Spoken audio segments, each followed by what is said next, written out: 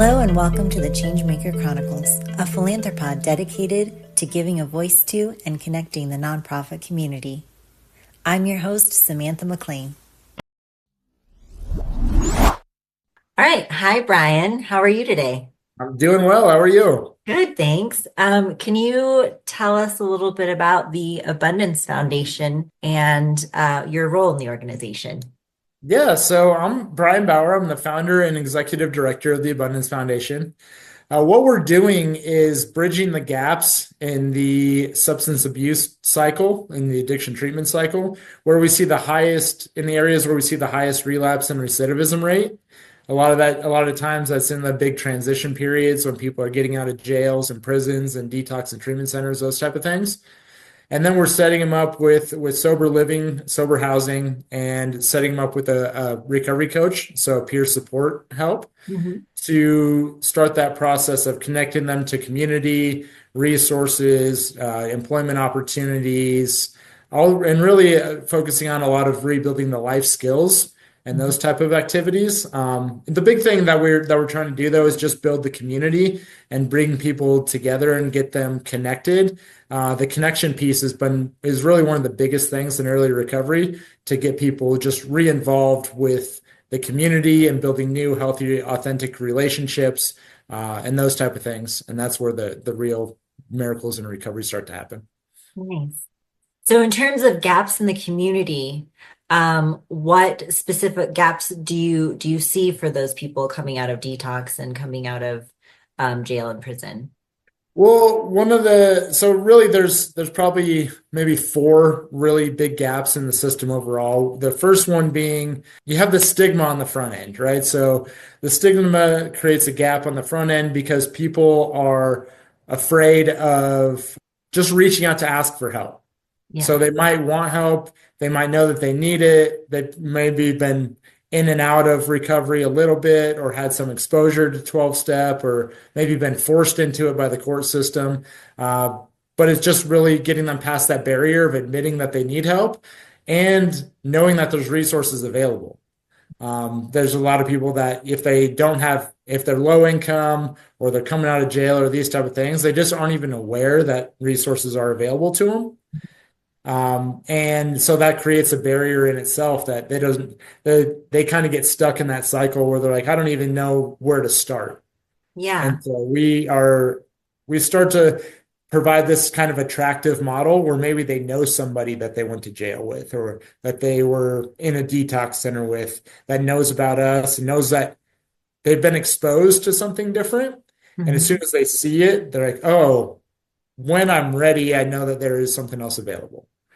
Right. Um, and then, I mean, kind of goes into the next piece of it of, the hard part on the next piece is that the financial piece of getting treatment is definitely super difficult for people that are low income. Mhm. If you have a good health insurance plan or cash pay, family money, those type of things, you can typically get into a pretty decent treatment center. But if you don't, the resources are pretty limited.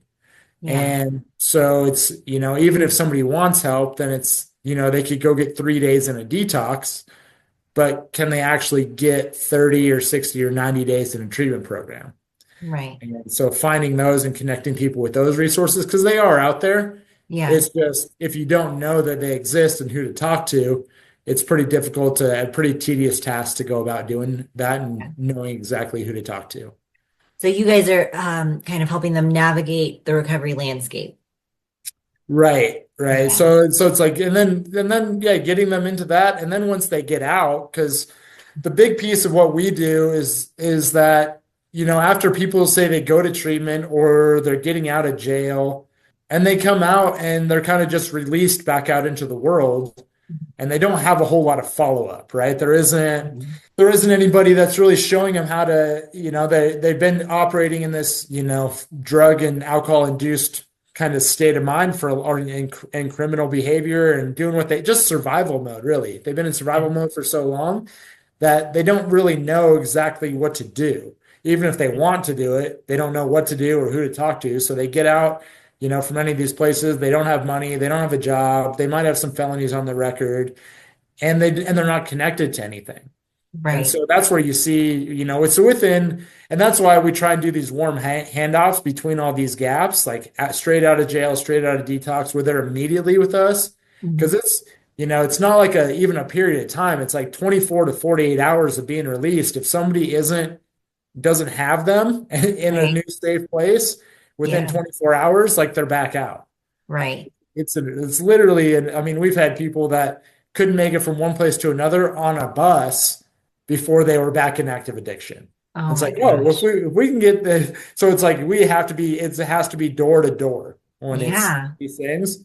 And if you can fill those specific gaps, Mhm. then I mean, you increase the success rates exponentially. Yeah.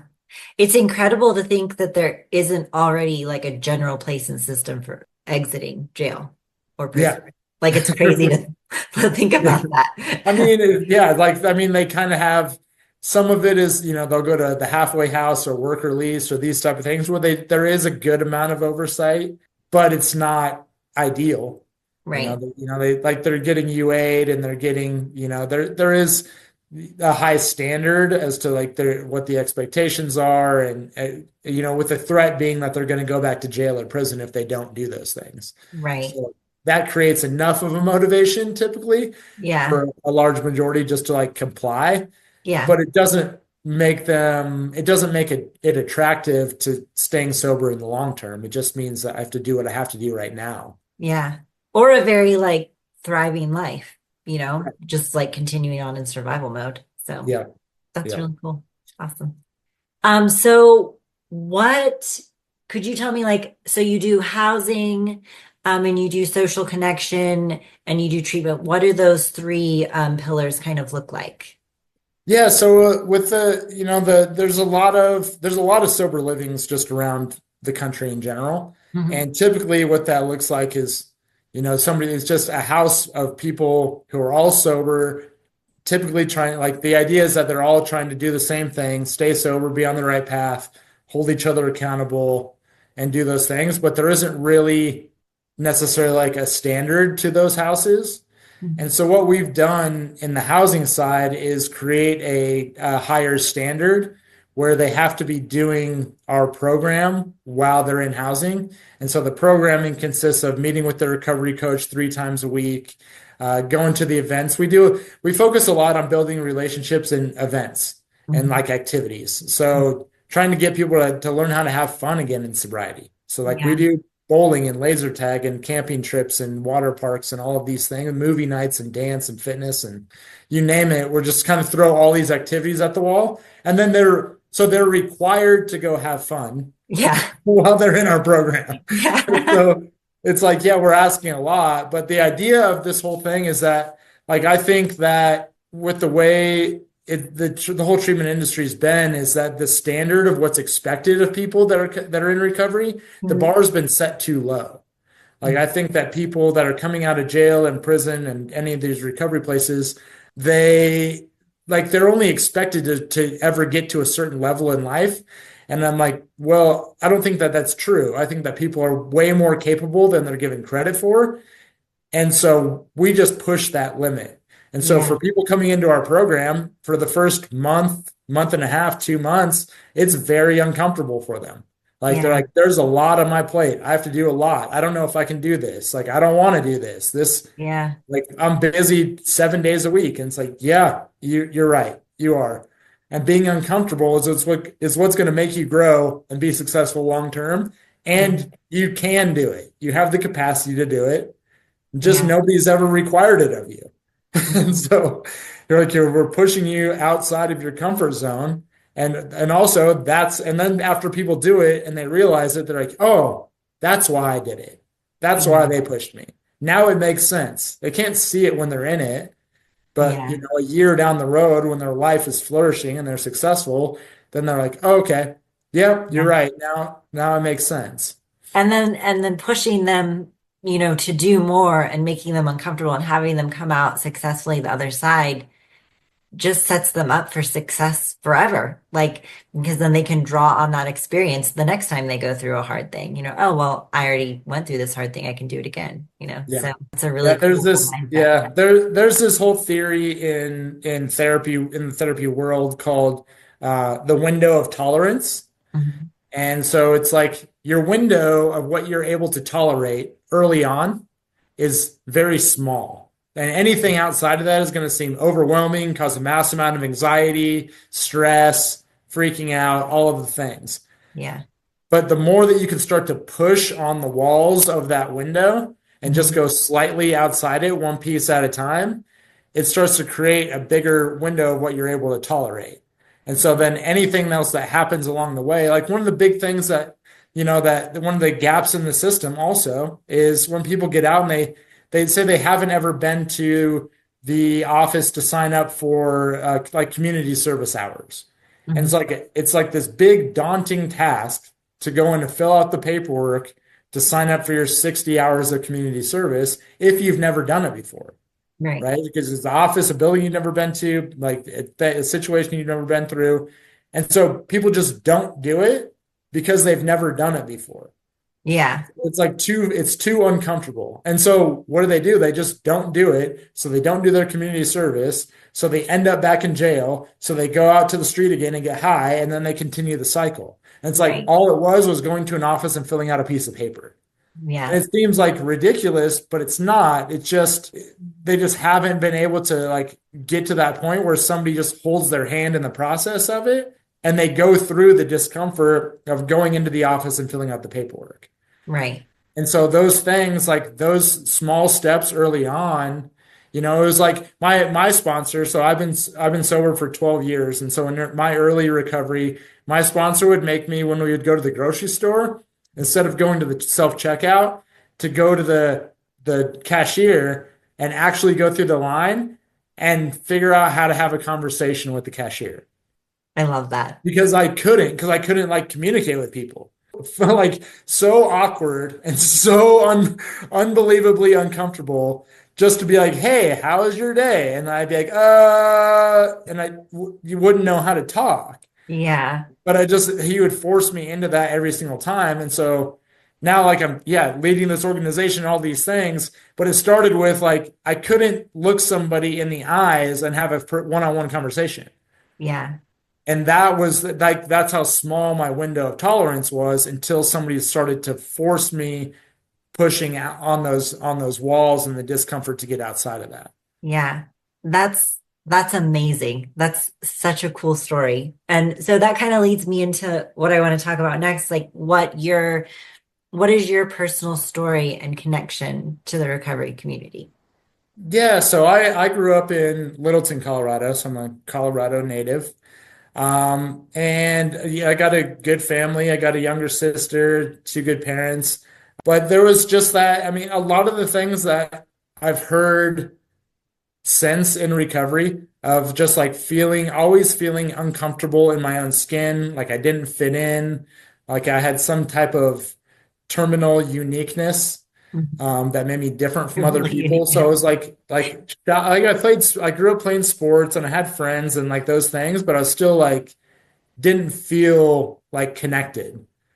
And so when I found alcohol and drugs in high school, like or middle school, high school, those type of things, that era, and Mhm. really into high school, and like that opened up a whole different world to me. Like all of a Yeah. sudden, all of those feelings went away. Like it immediately numbed all of that, took me out of that shy box and that complete feeling of discomfort. And it was like, whatever this is, I'm gonna just continue to do this. Yeah. And so that led to, I mean, for a number of years, I was, I guess, what you'd call a functioning alcoholic. Yeah.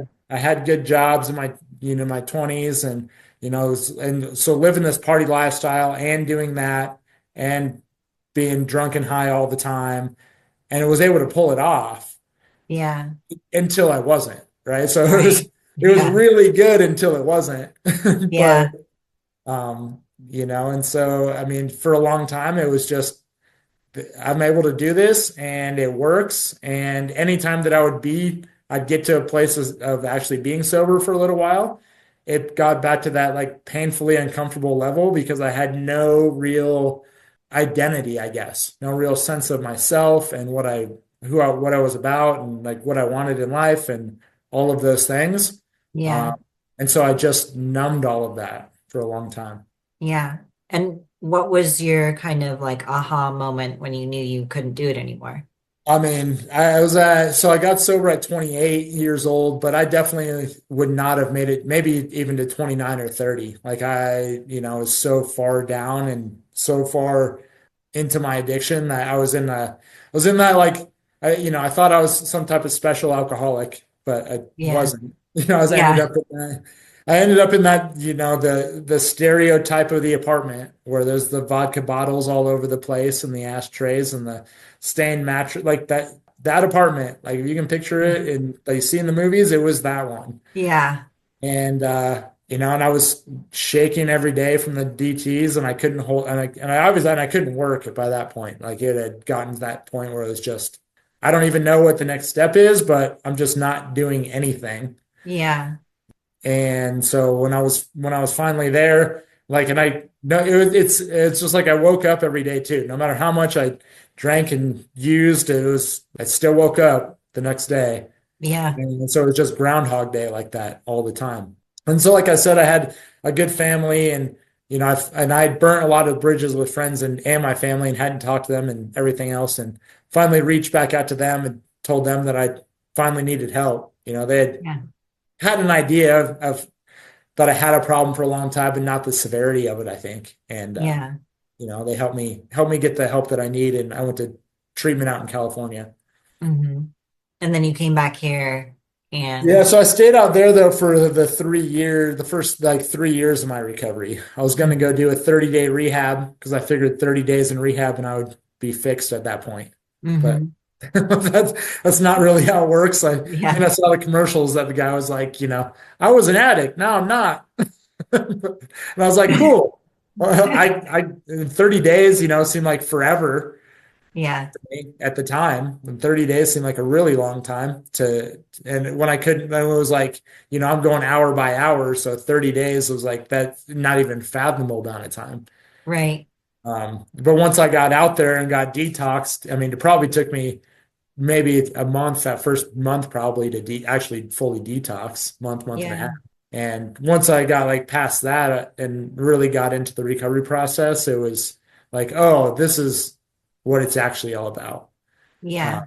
And I was super fortunate that I got involved with, yeah, I did like a lot of 12-step stuff there with AA and all the 12-step meetings, but I got involved with Celebrate Recovery and a lot of guys from the church out there. Kind of the foundation of everything that I've got going on now is built on the community that I had from that point in time. hmm Was those guys, yeah, we did a lot of recovery stuff together and meetings and all that. But like I said with my sponsor, they showed me how to do life stuff, hmm and like, so we would go to the gym and we'd go to church and we'd do volunteer stuff and we would work and we would do family dinners and all of these things that were just like normal parts of life.